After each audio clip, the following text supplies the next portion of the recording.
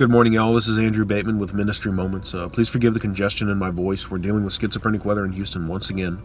But this morning I wanted to briefly dive back into 1 Corinthians 10:13, which says, "No temptation has overtaken you except such as is common to man.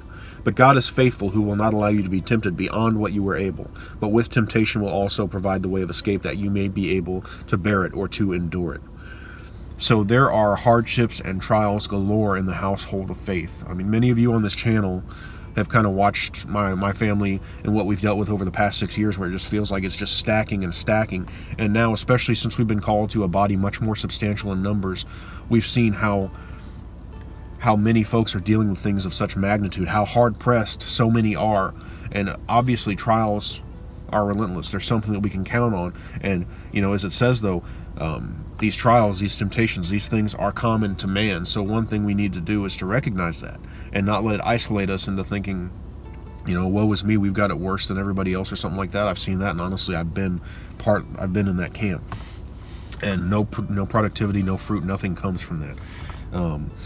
In fact, we often tend to do that, but we have to remember, besides this verse telling us that these hardships are common, to mankind, and also we see scriptures that talk about, the hardships and the things that are dealt with by our brother in the world over.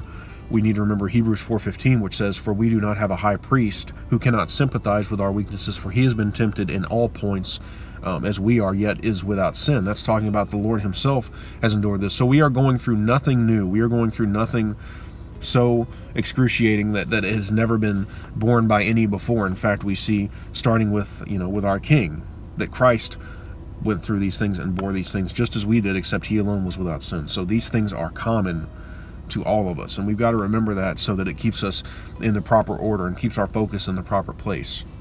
But one thing that really occurred to me this morning that I wanted to share, as I prayed through our situation, and I've been counseling some others that are going through some pretty heavy things.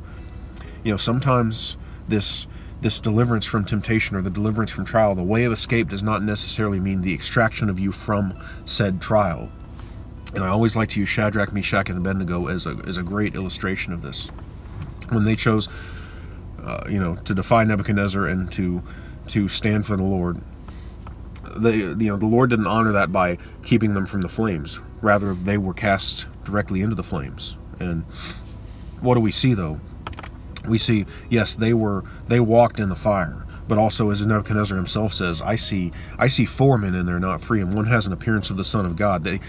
Jesus Christ walked through the flames with them, as he will with us in any hardship and any infirmity. So sometimes, yes, perhaps the Lord can make our difficulties just vanish. I'm sure that there are circumstances like that, but often we're going to go through the trial nonetheless, but we're going to do it with the Savior by our side. We're going to do it with his fellowship, with his discernment, with his guidance, and we're going to come out stronger. We're going to come out, more refined.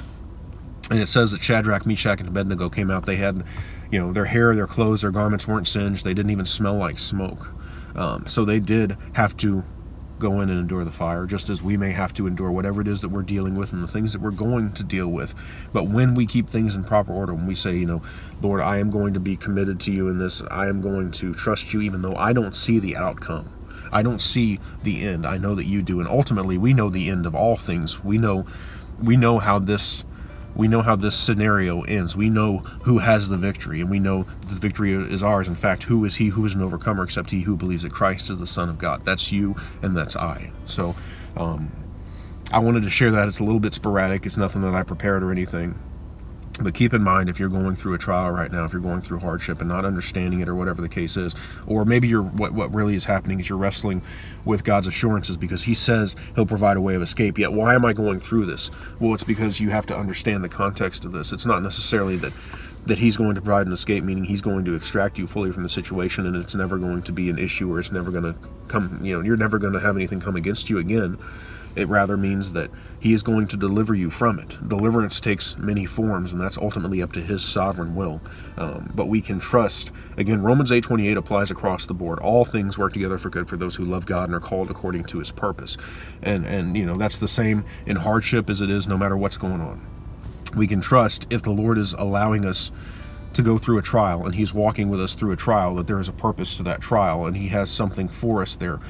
So again, keeping things in proper order. If we recognize that, then we can stop saying woe is me and worrying about the trial, and we can start looking for what the Lord has in the trial, so that he can move us from strength to strength, from glory to glory, and ultimately to that sanctified place where we have been refined, and we are continuously being sanctified. And this is what the Lord does so much through trials, until that day that we are ultimately in glory with him. So I just wanted to share that with y'all. It's powerful. We just have to keep it in context. So thank you all so much. Y'all have a good day. Pray for me. I'll pray for you. God bless.